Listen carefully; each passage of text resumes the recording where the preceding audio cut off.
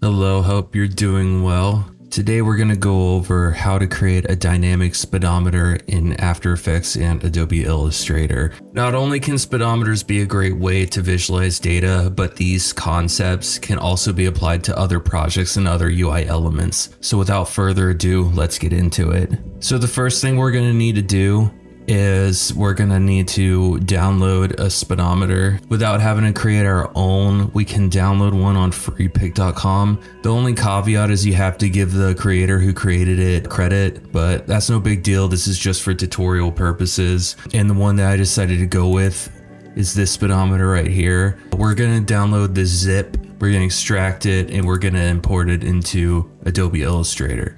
Okay, so now I'm in Adobe Illustrator. I open the project file and I can see the speedometer here. What I'm gonna need to do is I'm actually gonna need to just separate the needle from the rest of the dial here. So you should just end up with two layers. And down here at the bottom of layers, you click create new layer, creates a layer, and inside of that layer we're going to search for just the needle. So really all you need is the needle. I like to have this circle here with it, but just for tutorial purposes we're just going to get the needle. And right here at the top we actually have the needle, and you could tell because when you toggle it on and off it just selects that. So you're actually going to need to group that into its own layer. I'll go ahead and rename it. I rename this needle, the capital N. And you don't need to mess with anything else, and we're just gonna go ahead and click save. So in After Effects I created a new project called Speedometer, and we're gonna click new composition. You can name it whatever you want. I'm just gonna call it Speedometer. And inside this composition we're gonna drop the speedometer Adobe Illustrator file. So the part we actually edit is this speedometer composition right here. You can see the needle layer. I could toggle it on and off. And everything else is not super important. This layer one here, I think it came with the project on accident, but there's actually nothing in it. We're actually gonna rename this dial. And with the needle, we're gonna need to move this anchor point. So what I'm gonna do is click the pan behind tool, or you click Y, but it's up here. We're gonna move this here just as best as we can to the center of this circle. We're gonna zoom in. That's pretty good. You can rotate it around. Now with the power of expressions, we're actually gonna lock this down from 0 to 20. And I'll leave it in the description, or I'll pin a comment with this exact expression, but what I'm gonna do is I'm gonna create a null object, and I'm gonna name it controls. There you go. And I'm actually gonna go to effects and presets, and I'm gonna type slider control. I'm also gonna type checkbox. So checkbox control. I'm gonna rename slider control MPH, and I'm gonna rename checkbox control use kilometers over hour. Sorry, I made a typo, I had to fix it. Now the first thing we're gonna do is we're gonna actually pick whip this rotation to the slider control. So now the slider control, and if we open it up, you could either do it in effects controls and move it here, or you can move it here. It's whatever you prefer. But we're gonna need to, we don't want the dial to go past 0. We also don't want it to go past 120.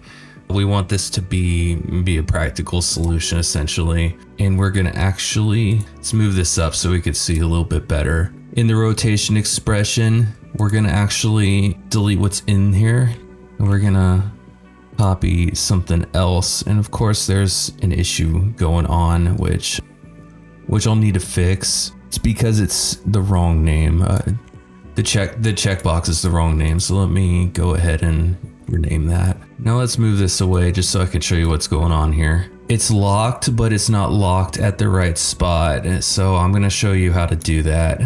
We're gonna want to go from 0 to 120. And essentially there's some parameters under here. And the first one we're gonna worry about is the minimum rotation. So it thinks that 0 is at 80, so we're gonna need to offset it down to 0. So we're gonna have to do like a little bit of subtraction. Let's go ahead and give this a try.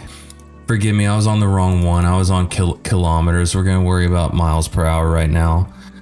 So let's see where -80 lands us. Just down. So it's a little bit closer. It's at 30 something, but let's try 140. See if that's actually really close. I got kind of lucky there. I bet 145 will land us. It's almost there, but not quite. So let's do 146 maybe. I would say that's good enough. But now when we move the slider control, it goes from 0 to like past 120. We're gonna need to lock it at 120. So the max rotational value right now is 120. So we're gonna have to subtract it to go counterclockwise. So let's try 100. Let's try 90. And it's kind of like playing it by ear. Obviously, not every single speedometer is gonna have the same angle of rotation, which is why we're having to do this.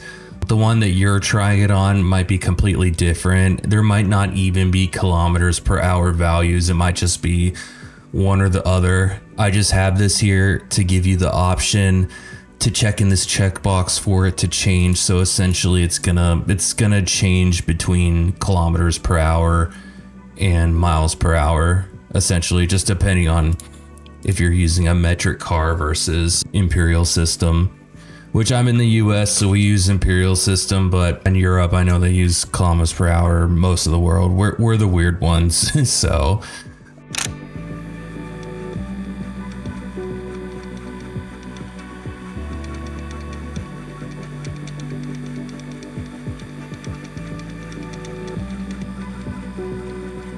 now we're gonna want to be able to toggle and go to kilometers per hour, and that's actually pretty easy. We already have our checkbox controller, so we're gonna click on it and we're gonna adjust the values for kilometers per hour. So what I'm gonna do is I'm actually gonna change the values here in this ternary operator, or I might not have to. This 180 right here, that's actually the value of kilometers per hour, and this 120 is the value of miles per hour.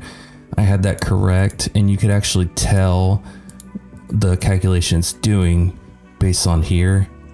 What it's doing is actually multiplying miles per hour times the conversion rate to get kilometers per hour. And I could always do another video kind of explaining these a little bit more, these expressions, but we care about just having things done quick. So I'm just gonna go over, how to just modify these values.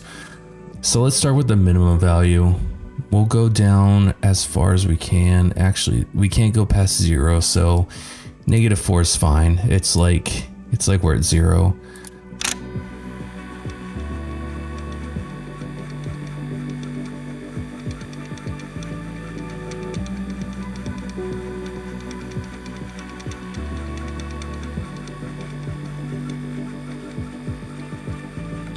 Okay, awesome. So now you could actually go between kilometers per hour and miles per hour, just kind of like how it is on a lot of cars. You could kind of, go between the two, right?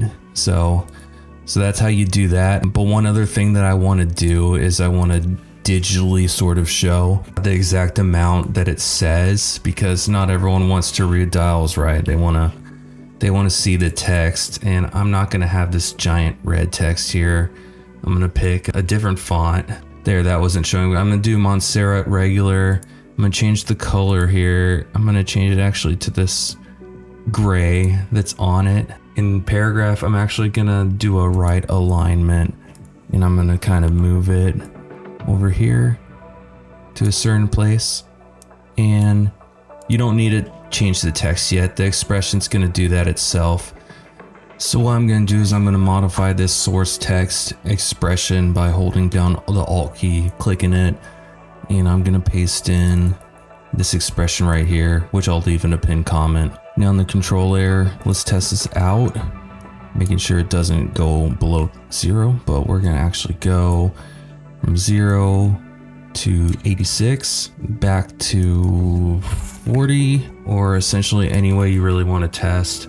But we're gonna add easy easing to these. Feel free to adjust these however you want, however you choose. Obviously, it's not really practical. You're not gonna see a car accelerate like that, just like that, unless it's probably electric. Just between runs, you're gonna have to hit the checkbox to convert it. But yeah, thanks for following my tutorial, and hopefully you got something from it. I'll be trying to post a few tutorials a week, so if you subscribe, don't miss out on those. Thank you.